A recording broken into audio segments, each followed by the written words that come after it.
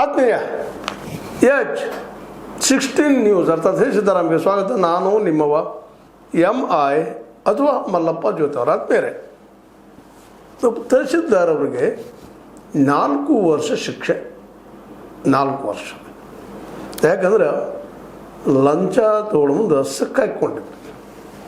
ಒಂದು ಪೋಸ್ಟಿಗೆ 1 ಲಕ್ಷ ರೂಪಾಯಿ ಡಿಮಾಂಡ್ ಮಾಡಿ ಅದನ್ನು ತಗೊಳ್ಳೋ ಮುಂದೆ ಅವನ ಸಹಾಯಕ್ಕೆ ಸಿಕ್ಕಾಕೊಂಡ ತಹಶೀಲ್ದಾರನು ಸಿಗಿಸಿದ್ರು ಅನ್ನೋದು ಒಂದು ಸಾಮಾನ್ಯ. ಇಂಥ ಕೇಸುಗಳು ಸಾಕಷ್ಟು ನಡೀತಾನೆ ಇರ್ತಾವೆ. ಅವೆಲ್ಲನೂ ಇವತ್ತು ಸಿಗಬೇಕಾಗ್ಯದ. ಅದ್ರ ಪಾಪ ಕಂಪ್ಲೇಂಟ್ ಕೊಡೋರು ಒಂದು ಗಟ್ಟಿರ್ಬೇಕಲ್ಲ.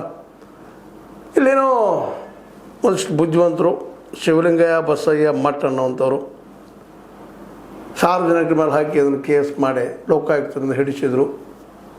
ಇಂಥ ಭ್ರಷ್ಟ ಅಧಿಕಾರಿಗೆ ಶಿಕ್ಷೆ ಆಯಿತು. ಇಂಥ ಭಾಷೆ ಈಗ ನೋಡ್ತಾ ಇದ್ದೀವಿ. ಮೆಲ್ಲ ಲೋಕಾಯುಕ್ತದಿಂದ ದಾಳಿ ಆಗ್ತದೆ, ಕೋಟಿಗಟ್ಟಲೆ ರೊಕ್ಕ ಸಿಗ್ತದೆ ರೀ. ಅದ್ರಾಗ ಎಲ್ಲೊಬ್ರು ಶಿಕ್ಷೆ ಆಗ್ತದೆ. ಎಲ್ಲರಿಗೂ ಯಾಕೆ ಆಗೋದಿಲ್ಲ?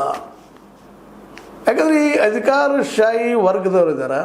ಈ ದೇಶಕ್ಕೆ ಭ್ರಷ್ಟಾಚಾರ ಅಂಟಿಸಿದ ಮಹಾಪಾಪಿಗಳಿರು ಭಾಳಷ್ಟು ಇದ್ದಾರೆ. ಈ ಥರ ಶೋಷೆ ಪಡುವಂಥದ್ದಿಲ್ಲ. ಯಾಕಂದ್ರೆ ಅವ್ರಿಗೆ ಸಾಕಷ್ಟು ಪೇಮೆಂಟ್ ಅದ, ಸರ್ಕಾರದ್ದು ಬದುಕೋದಕ್ಕೆ ಬೇಕಾದಷ್ಟು ಅದ. ಆದರೂ ಹಪಾಪಿ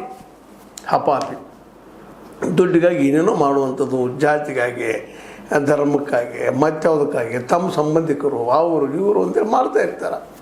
ಅದು ಪೂರ್ತಿ ತಪ್ಪಿಸ್ಲಿಕ್ಕೆ ಆಗೋದಿಲ್ಲ. ಆಮದು ಬೇರೆ. ಆದರೂ ಇವತ್ತು ಯಾವ ಪ್ರಮಾಣದಲ್ಲಿ ಇದಪ್ಪ ಅಂದ್ರೆ ಓಪನಲ್ಲಿ ಹಿಡಿಯುವಂಥ ಎಲ್ಲ ಇವರು.